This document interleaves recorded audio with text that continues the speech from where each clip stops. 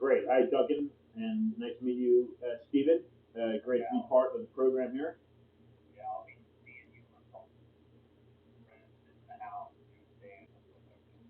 Yes. Okay. Right. And you're friends with Doug. Is that right?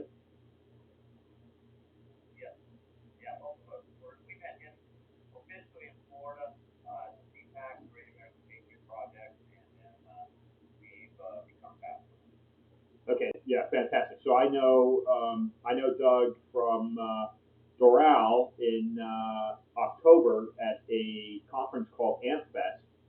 Uh, that was the same organization that put on the July 4th celebration for Trump at the Mount Rushmore.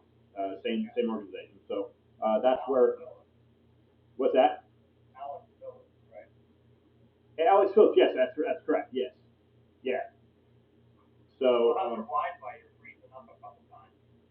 yeah, I just checked the internet connection. It looks like it should be solid. I mean, I'm getting solid bars here. So I apologize if it's gone in and out a little bit, but I don't know what the speed is at the moment. I'm just looking at the.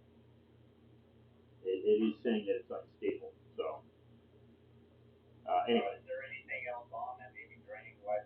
yeah, let me turn that let me turn that AC on. You may know I'm in Miami, so that maybe that'll help. It's hot down here. Yeah, it's hot.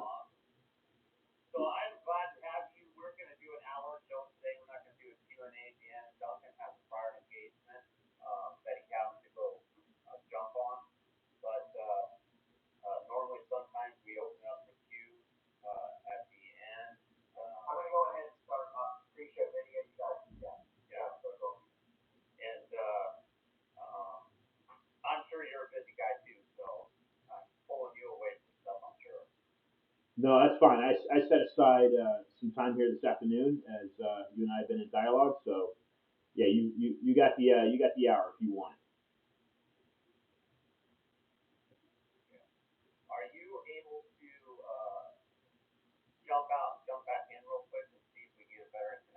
Yeah, you read that.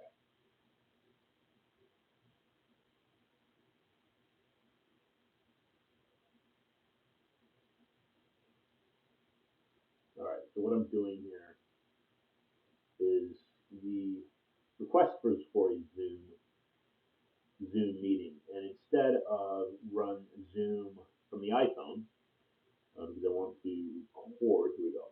I want to record via via the iPhone.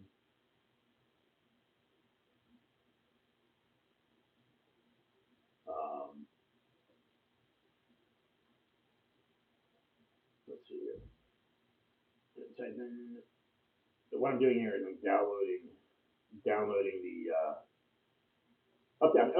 updating the software here for Zoom. I typically have used Zoom, but typically use Skype. So that's there we go. So that's what I've used here for to see if this helps here. It's an update on the Zoom, and that is let's see if this works. Three.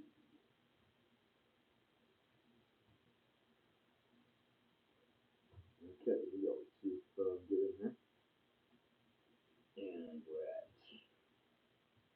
the password in. We got it.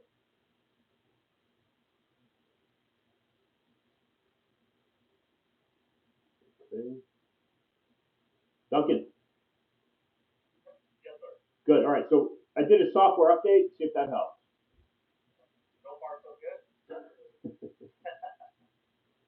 Where are you guys at?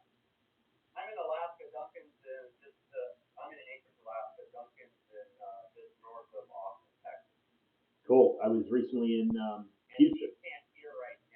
Okay. In Houston.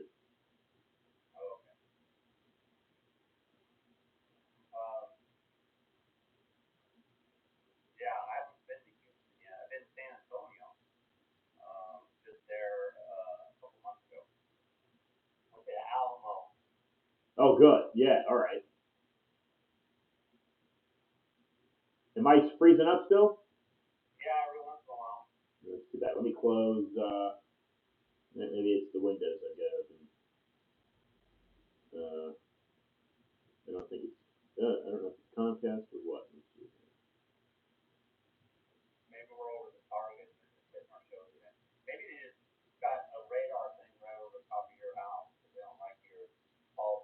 It's possible.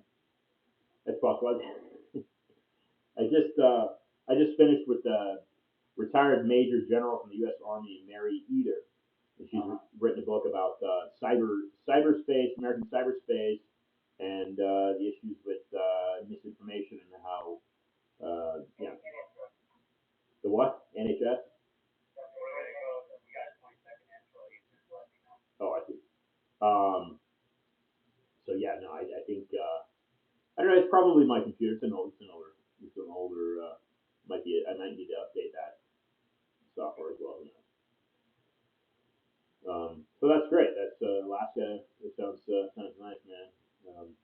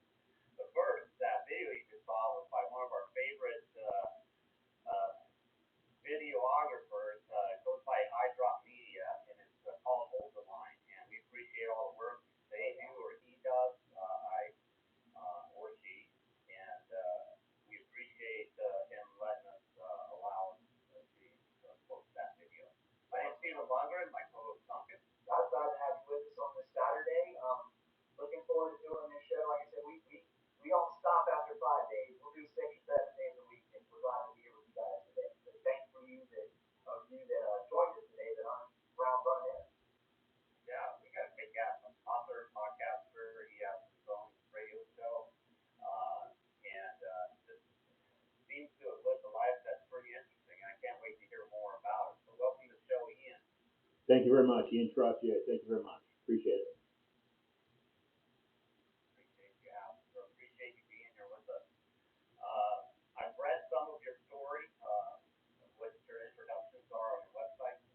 Yeah.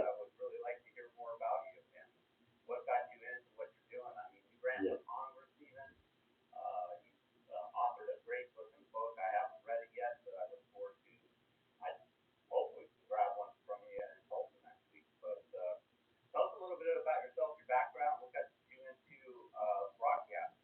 Yeah. Thanks so much.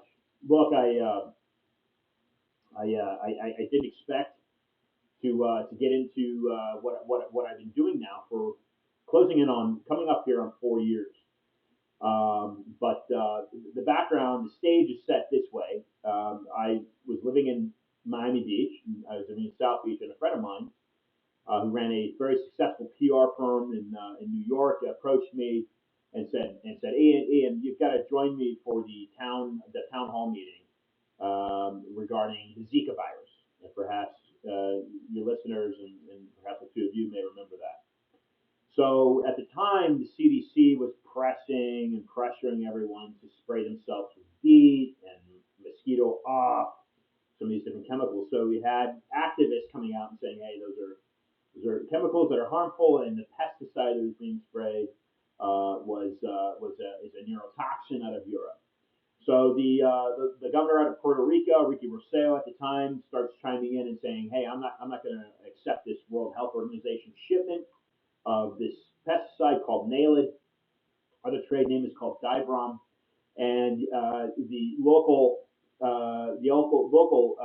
argument again was that this is a neurotoxin banned by the European Union. Why is it that the Miami-Dade mayor Gonzalez, I believe his name was at the time, was allowing this, and Eileen Hudak, his executive mayor or assistant mayor, allowing them to spray this. So Rick Scott gets involved, and I go to this town hall meeting with the then mayor Philip Levine, and I'm listening to 300 citizens like myself, just average people, and and listening to the council member and the mayor and their lawyers, and there's probably 10 of them up on the panel, and they've got the CDC from Atlanta on the line, and they've got Eileen Hudak on the line, and basically all the voices, everybody, all of us concerned citizens, our voices got totally muffed and shut down and muzzled.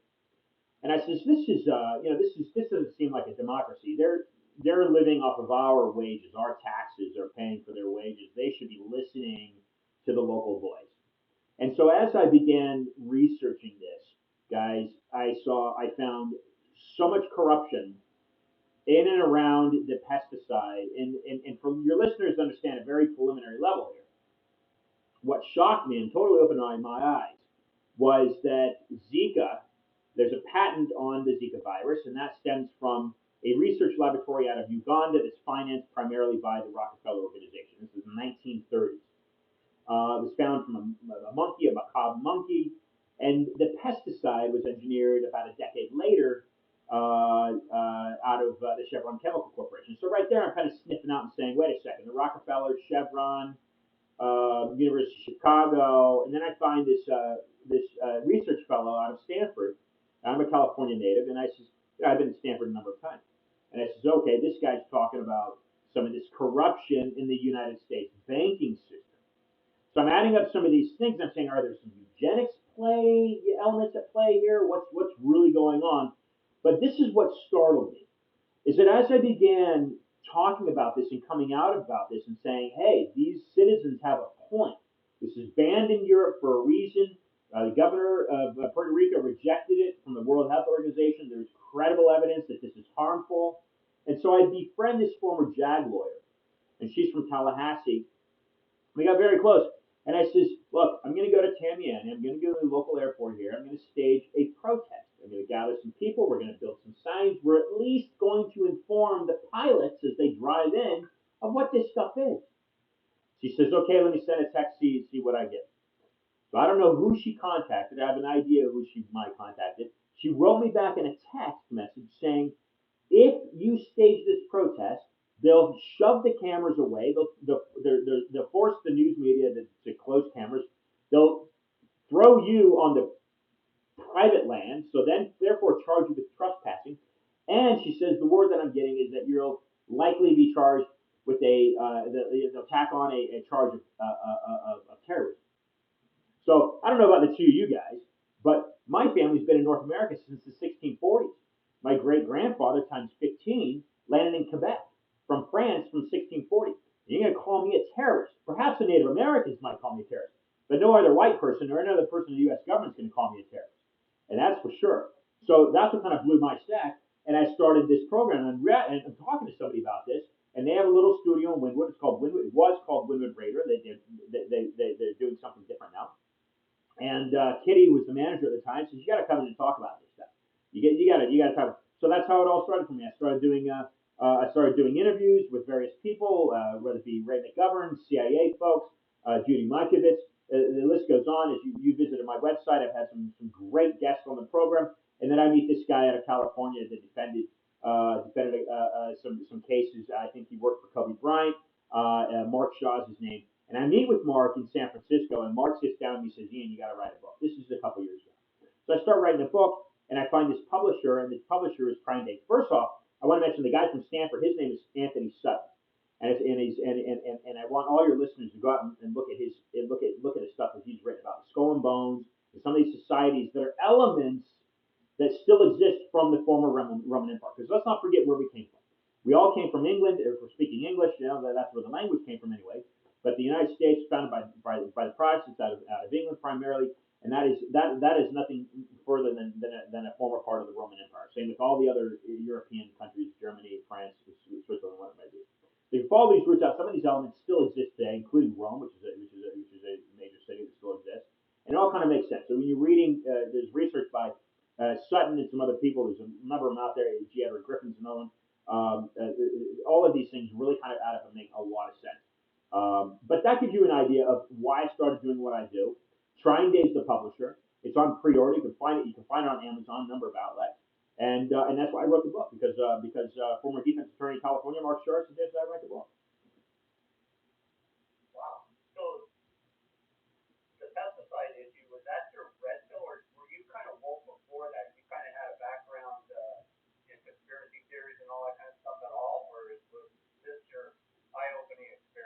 no. Look, when Zika came to town, I was part of the herd. I was or the flock rather, and I didn't spray myself with the mosquito repellent. But I remember being in my studio in South Beach at the time and being bit by a mosquito and thinking, oh my gosh, I gotta get tested for the Zika virus, right? It wasn't until I began researching. It really wasn't until this credible name Sutton from Stanford kind of opened my eyes and says, okay, wait a second. There's a lot of, and then I started finding the research out of Sweden that was showing that the pesticide was a neurotoxin, giving credence to Ricky Rossero rejecting the shipment from the World Health Organization. Once I started going down that road, I thought, yeah, there's just way too many things that aren't adding up that sound odd. But before that, I never really questioned 9/11. Okay, I never questioned any type of international banking conglomerate that might be trying to take this country down. I I simply went about my days. I mean, some of the things added up though. Let me mention this. In 2000, in 2004, I was living in Mexico, and had an American guy approach me that was living there with his family. He had exiled. There was a political exile to Mexico. He was living in L.A. and he was reporting on 9/11. And he says, Ian, let me tell you something. He says, you're going to think I'm crazy. This is 2004. You're going to think you're going to think I'm crazy, but one day this is going to make sense to you. And he says in 2004, he says 9/11 was an inside job. The Bush family orchestrated the entire thing. They're part of the wealthiest conglomeration around the globe. And the United States has fallen apart and is in jeopardy of being abolished by the New World Order. Is essentially what he told me back in 2004. And of course, I thought it was nuts. I said, this is crazy. This is insanity. 2007, I returned to San Francisco and met a guy that was in the banking industry. We're working out at the gym, and he says, Ian, do you have any idea why we fought the Vietnam War? I says, well, is to establish democracy, right, and help the South out. He says, no, baloney. That's the facade. This is 2007. That's the facade. He says, why we really went in was for the bankers so they could control from France to control the rubber tree plantation for Michelin, primarily Michelin with Goodyear and some of these other automotive companies, primarily American and whatnot. So it wasn't until, to answer your question, it wasn't until that incident in 2016, so about 10 years later, that I thought, wait a second, these things are adding up now. Let me look down the road. And one of the things that got me going was when and where Anthony Sutton writes in his book, the Federal Reserve conspiracy, not theory. He doesn't say theory. This is a guy that researched at Stanford. He doesn't say theory. He says conspiracy, a literal conspiracy. And what he writes about is, and he gave a speech in 1972 in Miami Beach, by the way, that he later ended up walking away from Stanford from. But he says in that book, this is why he was reprimanded at Stanford. He says in that book, this is back he was writing this in the 70s. He was saying that Prescott Bush was funding the Nazi regime, and that's absolutely true. Prescott Bush, who was the father and grandfather of the two former presidents, he was not he, but the bank that he was in charge of, Union Bank, was brought up because of the connections with I.G. Farben, was brought up on treasonous charges by the U.S. government, Capitol Hill. So it was all factors all crossing. The check marks were the T's were crossing, and the I's were dotted. Right. So besides the cabal banking, when did you start learning about our government and the infiltration within our own government of secret society, the Masonic ideology, and the Illuminati? Yeah, that's probably going to be that door that Sutton opens up for me. I may have started doing some preliminary investigation leading up to that.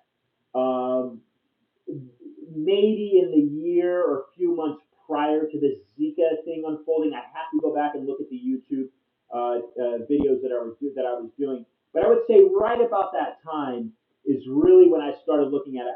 I had probably come across some of the chatter on the internet about the dollar bill and the symbolism on the back with the pyramid and the overseeing eye. I'd probably come across some of that stuff. There may be some early videos of me talking about that prior to the Sutton claim. but I'm going to benchmark the Anthony Sutton material that I came across as a result of investigating the Zika virus. I'm going to benchmark it, mark that, and say that's when I started looking into the corruption in the U.S. government. And I can say this: what might be very alarming to your listeners, and I have this I have this on my website under the research tab. This is a fellow out of Harvard, not a fellow that was in the position, but it's just somebody out of Harvard that published the fact that George Washington had owned shares in the Bank of England during the American Revolution. This might be a very foreign concept for most people to understand, but our struggle as we the people, our struggle that includes those that Martin Luther King represent. This isn't a racial divide here, but we the people, right, those that live under the U.S. Constitution today, presently in 2021, our struggle has been, since the inception of this country, has been fighting off those European central bankers since our inception. In fact, they wanted us from day one. In fact, we never really broke from the British Empire even after 1776. Yeah, they realized that Americans are not just to sit back and stand down. And they were like, there's no way we can invade this country. We need to implement it. And that's kind of where it went from that point on. Yeah, and let me add this. Let me add this. If you look at the course of history, it really is it really is the white Protestant. Okay, I'm not my wife is Mexican. I'm not racist by any means. But if we simply look at the demographics of the past 500 years, for instance, it really is the white Protestant. Because those, let's be frank here, those are the folks that settled this country. Okay, those are the folks that arrived on Plymouth Rock. Correct me if I'm wrong. But that white Protestant figure is really what is the threat to this global regime. That's my opinion. I'm sticking with it, and simply supporting the notion. And what I allude to is that if the Black Lives Matter, and now we're even seeing these Asian hate things. I've had Japanese girlfriends, Korean girlfriends. I had a Chinese woman that wanted to marry me. I've had. This isn't a racist thing, but the white male, in my view, and I'm open to disagreement. The white male is the biggest threat to this global regime. That's my view. It might sound bad, but that's my view. Trying to tear down the white male right now. Correct. Yeah, that's correct. That's correct. I completely agree with that. Really hard to make it. You're demonizing the white male right now in every aspect of any media, whether it be TV, radio, print, and it's just nonstop propaganda against us to make us racist. It's racist itself because most of us, a high percent I know, everyone we've had on the show, no one's racist. We even talked about this last night with two white former major leaguers that share locker rooms with every race, and they love every race. They just have no problems with it. But baseball, in fact, now with BLM, is creating division within the locker room and Interesting. on our streets of America. Yeah, I literally just read an article that was released either yesterday or today, and it was an Asian woman that was writing an article saying that regardless if there's more black or Asian crime, it still comes from white supremacy. So it doesn't matter what color the racist party is going, it stems to white supremacy. So there's just no way out. At this point, they will do everything they can to create this division. And more people are smarter than not. They understand what's going on. But you still have the people that literally rely on media and they buy into it. And they're just completely indoctrinated to the point almost where if you were just to show them every fact in the world, they would still deny it, even if it's right in front of their face. Yeah, absolutely. Yeah, absolutely. Yeah, that's absolutely correct. And with that said, it's not like mankind can go into any country in Africa and live a free life in anywhere in that continent like they can that has been created here in North America. And okay, like I said, Martin Luther King, he lost his life so that he could create equal ground for the black man to stand on in this country, and I think that's a wonderful fight. Even Malcolm X. You look at some of the talks that Malcolm X was having, and Malcolm X, he knew where this European global central banking power was coming from. He knew the threat. He knew how it was tearing down his people's culture. And In fact, yeah, we're fighting the battle he was fighting then. right, It's all of a sudden our battle right now. On the same side. Yeah, because he was about equality. And now it's about equity. And I don't know, I discussed this with my girl last night. If roles were reversed, and I had someone telling me that the reason that you aren't doing this, the reason you can't get into the college, the reason you can't do this because of another race, I tell them nobody has that much control over it.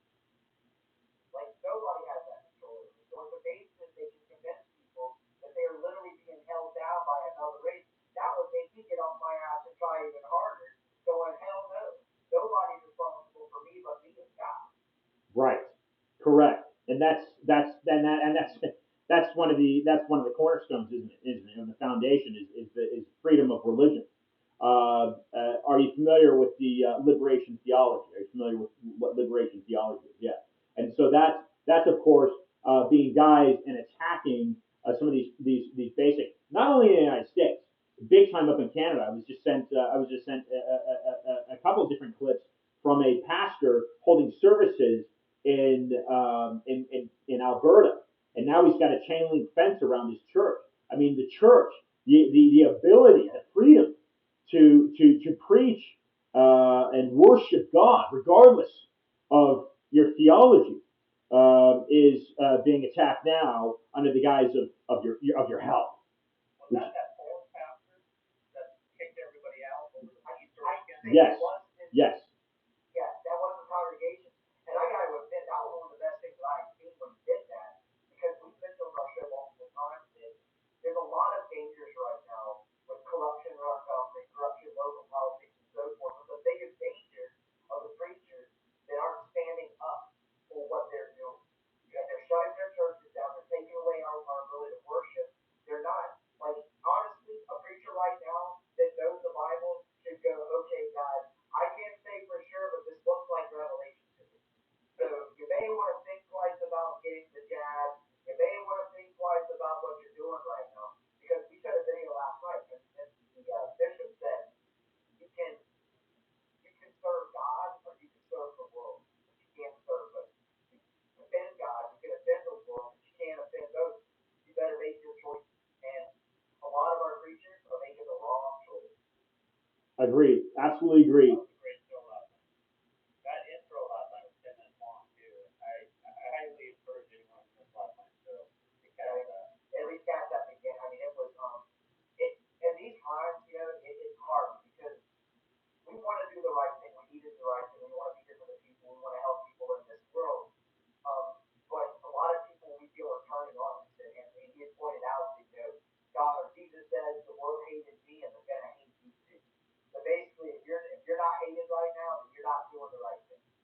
And it's becoming more apparent now. We're watching all of the hate turn towards not just Christians, but anyone who's trying to make a difference and stand that truth out. Like if we say, I have to say gab on the show because if I actually refer and say the real thing, our show will be taken down 5 minutes after we're done. Interesting. You're talking about that? Yeah, go ahead. Go ahead. You're referring to the word that starts with an I, correct? I'm referring to the word that starts with a B. Oh, got it. Yeah. Yeah, the jab. But yeah, there's multiple things. There's just certain words that we cannot say on this show, or we'll be gone instantaneously. And we're good with that on YouTube at this point. We just need to let everybody know where else we were. But this is sad. We had Cowboy for John, Corey Griffin on our show, and literally, how long was it? Like less than 2 hours. Oh, yeah, less than a couple hours after our show, they were moved.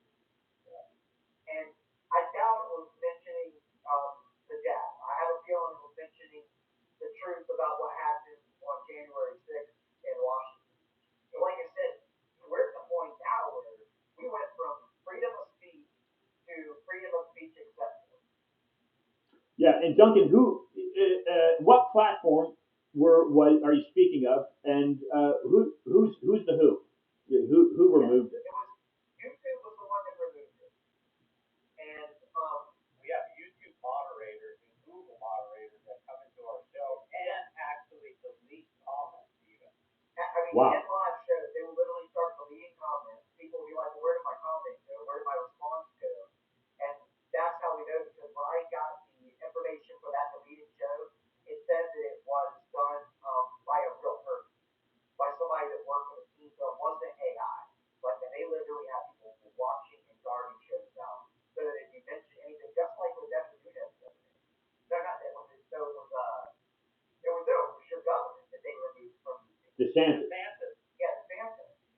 Yeah. He was removed from YouTube. What do you mean? He was deplatformed They were altogether? doing a roundtable on efficacy of math, and YouTube removed the video off of the platform. Yeah. Let me tell you a little background on that, just so your listeners understand. I support him. I think it's great that he's getting into those exchanges, or he had that exchange with Rick Scott. Rick Scott was, from what I could tell, back in 2006. If you say, when I was awoken, if suppose, if you will, when I got turned on to this corruption, I saw the Rick Scott regime just totally corrupt. And I had the opportunity to look at DeSantis face to face in the eye, and I was with a Google whistleblower, and DeSantis told me, as he's walking away, he says, "We've got to dismantle Google." That's exactly what he told me. So it's interesting to see him now being attacked by Google. Are you talking about Zach Corey? Yes. Yeah. He's been on our show a couple times. He's a Okay. great guy. We actually, yeah, we actually had one show with three whistleblowers on it. Yeah. On the same show, the whistleblower for YouTube, Facebook, and Google. And that was the show that I thought was going to get removed, and it didn't. Interesting. Yeah, and you're saying you had Miriam. Now let me give you the background on Miriam, who's former or current. I don't know what they are now, but they were dating for about a year, I guess. I've known Miriam for close to 5 years. Miriam reached out to me as an investigative journalist out of LA at the time, as she was looking at the numbers behind the dying honeybee in South Carolina as a result of the spraying of this Naled and Dibron, interchangeable trade name. And she contacted me off of Twitter. This is probably in October of 2016, so probably 2 or 3 months before I started doing my weekly show. And she says, "Ian, I need somebody to write an article for my website." And she became, and so I've got that article written. Listeners can go there with the Bitly shortened link. Zika, Zika, capital Zika, Miami Beach. That'll take them to Honey Colony, or you type in my name, Honey Colony. That'll give you that article. But she I've known now for close to 5 years, and she was actually the first guest of mine on the show. She's a warrior. She's been fighting very hard for almost 2 decades. Yeah. She was one of the favorites of our guests that people were like. She is a warrior for a lot of different causes, for health issues, for the bees, and for truth and journalism. Right now, she's in the midst of covering the George Floyd, trying to get the truth out about what's going on. Because the mainstream media spends it, Right. everything. Of all the different topics you covered, because I'm looking at the list of your favorite topics. My favorite topic is your question. Yeah. Yeah, the answer to that is very simple. The old phrase is, and these are intertwined topics. They're one and the same in my view. The old phrase is money makes the world go round. And the way that I see things, there's no other way to save this country. There frankly isn't, in my view. There's no other way to save this country than abolishing the Federal Reserve Central Bank. That system has to be abolished. 1971, Richard Nixon, with the gold shock, took the country off the gold standard. It's never returned. Dr. Peter Beter, Beter, who's a former JFK economist, He was claiming in the early 70s that that was done because the Rockefeller simply sold the gold in Fort Knox. And this might sound theoretical, but this isn't coming from me. This is coming from a former JFK advisor. That the Rockefeller sold the gold to the IMF, if I have that correct. So basically, what he was saying that the gold in Fort Knox was hijacked, and that's why it never gets audited. And that's why Ron Paul spent how many years has he spent trying to get an audit of this thing, 15, 20 years, and it goes nowhere. So there's absolutely no way that the United States is going to survive unless that institution gets abolished. Now, I'm not saying that a digital currency, if it has something that's based off of and it's backed off of something intrinsic, because it hasn't been since 1913 and the establishment under Woodrow Wilson of the Federal Reserve, which happened to be a year after the J.P. Morgan owned Titanic sank, killing some principal opponents to the New World Order, run out of Switzerland, primarily, in my view, by the Jesuit organization and those that are tied into that organization, Rothschild being a puppet of them, in my view. Unless that gets abolished, then this country simply keeps going on course to where it's headed right now under Biden, to be being absorbed by the new global economic order. And this is why JFK had his head blown off. And like you and I, like the three of us are talking about, this is something that we, the people, have been fighting since the inception of the country in 1776. We have been fighting this, and we haven't realized it. So hopefully, more Americans, the 75 million, certainly that were opposed to this system, regardless of political aisle, whether you're Democrat, Libertarian, Green Party, doesn't matter to me. As long as Americans support the Constitution and support the fact that America is by far the greatest country ever created by the mind of man. That's my opinion. As long as folks are patriotic in that sense, regardless of political ties, um, folks must abolish that corrupt banking system. So to answer your question, that is my favorite topic because I feel that that is the only thing that's going to save the country. That's my view. Now, the other phrase I want to throw in there that I said was interchangeable is the old cliche phrase, which rings true. 1945, the People's Bank of China was created as a result of World War II. That's nothing more than the central bank that's regulated by the Bank of International Settlements out of Switzerland. The Swiss Guard controls protects the Vatican, the Pope's guard. I don't want to pin this on Catholics. This isn't about Catholicism, but this is about things that are corrupt, and this is about control, and this is about a hidden war that's almost a stealth war. And Americans need to stand up and fight this now. And I'm not implying physically. Okay, I'm not implying physically. I don't like violence. But things need to be cleaned up. So anyway, so that phrase is all roads lead to Rome. Okay, and I believe in my view and my research that is, if not the cog, it is a main cog that continues to be a threat to religious freedom. These are theologies. So you insert the word conspiracy theory. Well, it is based off of theology. Religion is a theology in that sense because God is unproven to any of us, whether we believe in God or not. God exists. What God is, that's the theology, right? Because I don't want to get into that discussion, but see, it is a theology, but it's not a conspiracy theory. It is a definite conspiracy, meaning the United States is at risk and is right now being dismantled and is falling, and that is a conspiracy. It is a live, functioning, active conspiracy. Yeah, it's actually not even a conspiracy more, it's a reality. So one of the things that you mentioned was 1971, the signing of the gold standard. But 100 years on that year, or prior, was the Act of 1871, which sold all our debt from the Civil War and whatever recovery debt was created, trying to rebuild America after the war. They sold it to the cabal banks. They sold it to Europe. So we became slaves at that point. We became numbers and units to the Federal Reserve, which was created, some less than 40 years or 40 years later. Yeah, let me insert something on that note. I'm going to insert two things.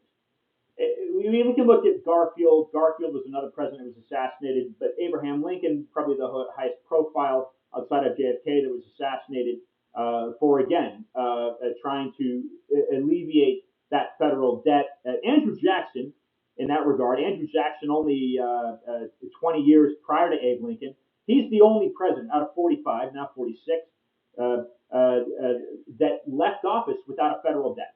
Listeners need to know that. There's only been one president out of 46 that's left Oval Office or D.C.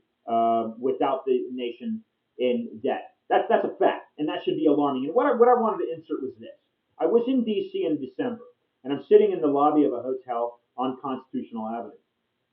And I'm talking to a senator from Texas. His name is Pete Sessions. I'm sitting down with Pete on the couch, and I says, Pete, his wife is there, and I got there's other friends in. And I says, Pete, I says, look, I said, let me ask you a question. I says, do you understand? Do you know what the Federal Reserve is? Well, it's I says, do you realize that it's not part of the U.S. government? What are you talking about? I says, do you realize that it's essentially, even though it's a small percentage that make it look public, it's not. 80% of it is completely private, and all of its shareholders are privately held. I says, do you realize, and therefore there's a private bank, central bank? He says, I had no idea. I says, I says, I says, Pete, I says, let me ask you this question. I says, if we are in a 26, then it's now what, 28, 29, $1 trillion federal debt, why is it that regardless of the political party, so whether it's Obama or Bush or Clinton, whoever's in there, why or Trump, why is it that the federal debt continues to sink and spiral out of control? And he says, this is quoting. This is Pete Sessions out of Texas quoting. He says, Ian, that's a really great question. This is in December. There's a lot of us that are concerned about that up on the hill. So what I'm saying here is the three of us are aligned here. We understand this. We've researched it. We found it from credible academic scholarly sources. We know this to be fact per their research. This isn't our research per se. This is based off of their research. I'm speaking for you. Don't let me do that. I'm assuming. And we're saying, hey, this is fact. G. Edward Griffin. This is how it is, America. And what I'm saying is this. Even our politicians, though the three of us are on level ground here, even the politicians that represent us don't know this. And Pete Sessions had no idea. Yeah, I always wondered, is it that they don't know it, or is it that they're part of the problem and pretend like they don't know it? Because, I understand there's some corrupt people in our government, but I also understand that there's politicians acting out of duress.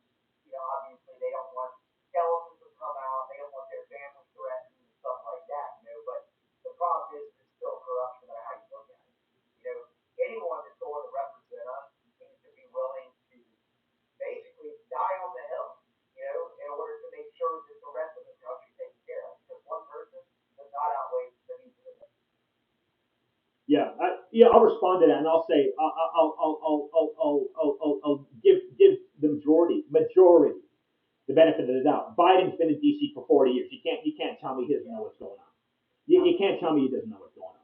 Somebody like Kristi Noem, even DeSantis, some of these other people, even a guy like Gavin Newsom. Okay, they not that he's in D.C., but these people may not know. These people simply may not understand. They haven't taken the time to research this. But somebody like Nancy Pelosi, oh come on, she's Italian. Not to pin this on Catholics, but Adam Schiff. Yeah, some of these people know, and some of these rhinos. A guy like Mitt Romney completely disgusts me. He disgusts me because I voted for him. He represented the values that I uphold, and he's got to know. Some of these people know, but again, I'll give the benefit of the doubt to the majority, and I'll say they just simply haven't taken the time to understand. A guy like Ted Cruz, he may not know. He simply doesn't know. He doesn't know, for instance, that Abraham Lincoln was making a distinguishment. There's a quote on this. He was making a distinguishment between the white pope, and not to make this about Rome, but because I kind of think it is, but not kind of, I do. But the white pope and the black pope. Abraham Lincoln even knew the difference then about the Society of Jesus, which is a military wing for that religious organization off of Loyola. Yeah, these anyway. Again, I'm just saying that they are someone that they are something that if Americans want to preserve their freedom of religion, that is an institution that Americans need. That is an institution that Americans need to look into. I think that throws up that stuff. Absolutely. Yeah, I completely agree with you. I mean, obviously, one of the most influential things in the world is religion. And the spirituality that's within religion is something that we feel personally. But politics has worked its way into religion itself. And that's what we're having to deal with the Jesuits. Like, many people don't understand that the Jesuits, the military, are of the Catholic Church. And Catholic Church doesn't need a military. So, Yeah. it's the little things that people just they don't take the time to notice, or they don't want to admit that this is a problem. And that's why we always separate the spiritual belief of a religion is definitely different than the political attributes of the religions themselves. And that's kind of what I feel when Christ was on the cross and he said, Father, forgive them, they know not what they do. Well, imagine everyone being in a Roman area and the Bible, you may have one or two Bibles in that town because obviously they didn't have printing presses at that point. So how do you know that you're not being misled? I think that's what Jesus was like. It's like, listen, it's way worse down here than most people even imagine. And it's hard for people to get the truth when everyone's lying. Yeah, absolutely. I was going to spend something off that. Maybe it'll re-enter. But maybe it'll re-enter. I've lost it at the moment. No problem. One of the things before we, get to the end of the show, I wanted to touch on is you ran for politics, you ran for Congress in the Florida Congressional District 27, I think. Correct. And, how was that experience? What did you learn, and what are you going to possibly do in the future? Well, I'm going to run again. Once my name grows and what I do grows, and now I've met some influential folks. I've met speaking of Christy Nome. I've met her twice. I've now met Pete Sessions out of Texas. I've worked with the Ted Cruz camp preliminary to try to get censorship under control. I've worked with, as I mentioned, I've met DeSantis. There's a number of folks.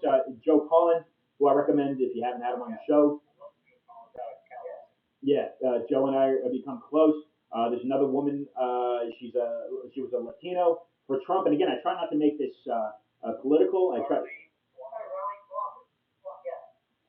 No, it's someone else.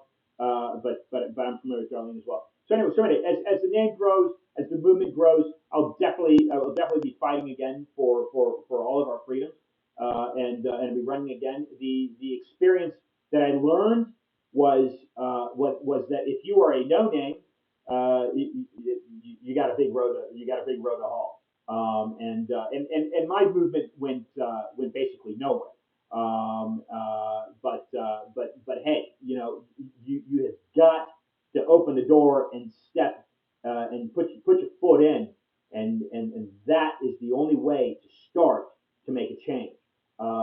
So that's what I recommend as well for all of your listeners.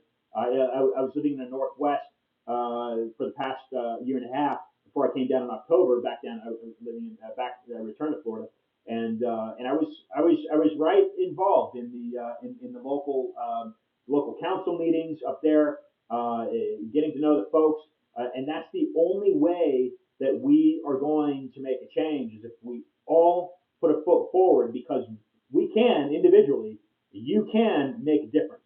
You just simply have to put yourself out there to make that difference. We've got multiple guests that have been on our show that are now running local office, which is what we need to do because you said it before, many of us have been convinced that politicians need to be people with some high agency.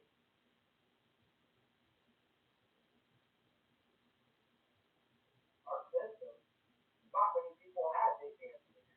They wanted the plumber, they wanted the cowboys, they wanted the engineers, they wanted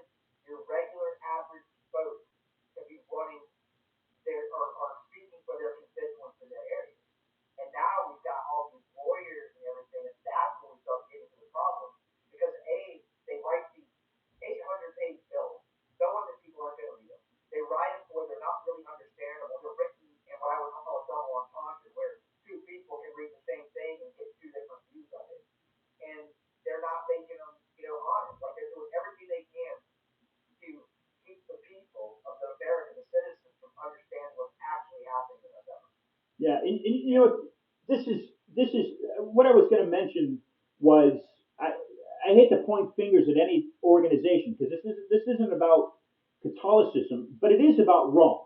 Let's not forget that the Roman Empire did overthrow the Greeks, the Athenian Greeks, and Plato, Socrates, Aristotle. These were not Romans; these were Greeks.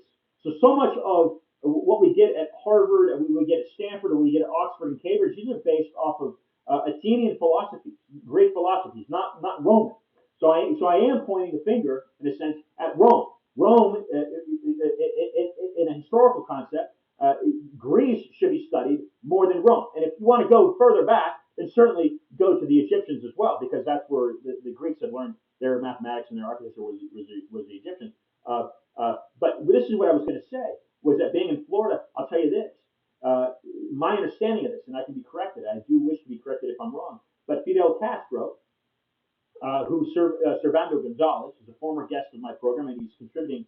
He's contributed a chapter to that book that you speak of, Freedom Reserve, No More Lies. Also, Judy Mikovits is contributing to that book as well. But Servando Gonzalez is a Cuban-born historian living in the United States, and he has said from his research that Fidel Castro was a CIA operative.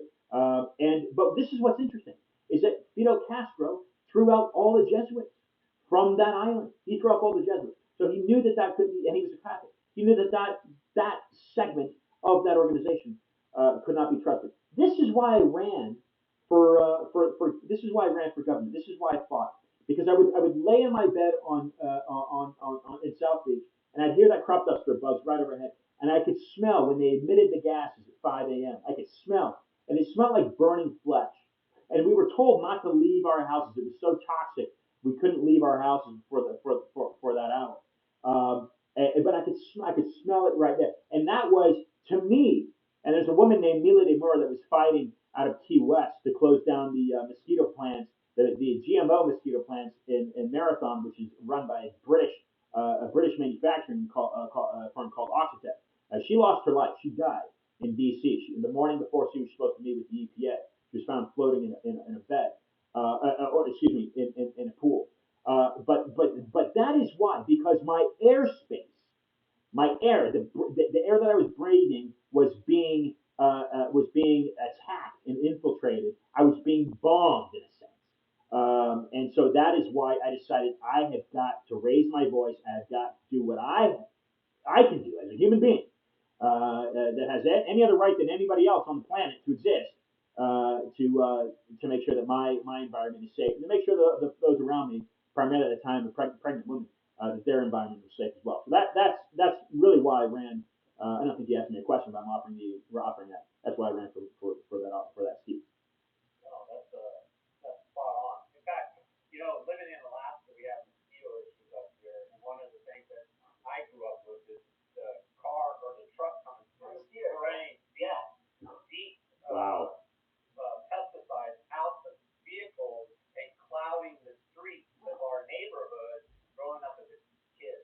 Yeah, it was same. I grew up in Northeast Florida, and it was the same thing. Like every day, the truck would come by at the same time. That was basically how we knew it was time to go inside, because nobody wanted to stand outside with that stinky truck. Yeah. I want to make a suggestion here for your listeners and for you guys. Are you familiar with Alana Freeland? Okay, familiarize yourself with Alana. I'm happy to make the introduction if you like. Listeners who are listening to this, Alana Freeland has been. She was out of high school. She was a national academic. She met JFK before he died at the White House. She has written some incredible books about HARP, about 5G, and about essentially what's being programmed. We didn't talk about it the last time too much with these what you call them, jabs. We didn't talk about that so much, but she has a lot of those answers. So does Wharton grad, that's the University of Pennsylvania, Wharton grad and former Reagan economic advisor, Catherine Austin Fitts. Catherine Austin Fitts has some great information in regards to the Great Reset and how those jabs, um, they're basically programming elements, chemicals, for the human brain. And But again, he said it straight up in an article. what? I live 100 miles from Park here in Alaska. Oh, you do?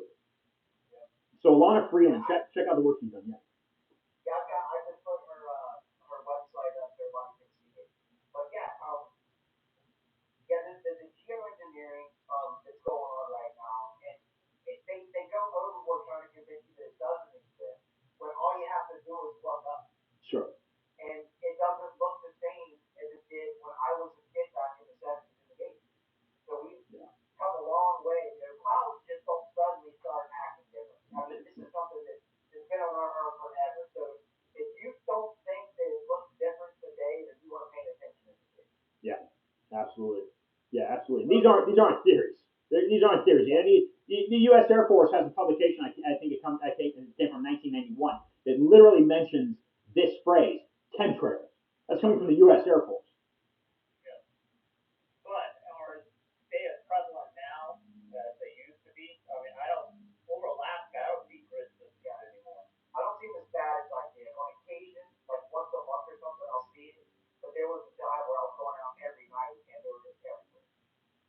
Yeah, I don't know. I've become used to it the past 15 years, I suppose. I don't really take. I was gonna kind of touch on something you were talking about earlier. You were talking about Rome and the Romans, and what a lot of people don't realize too is back in early Scotland, you had the Druids, you had the Celts, and not many people asked where did they go. Well, you know where they went? They were killed by the Romans. That's how Roman had their nose in everything, or Rome did. And then people thought, okay, it was a point where Rome disappeared and England became the problem, but it was still Rome.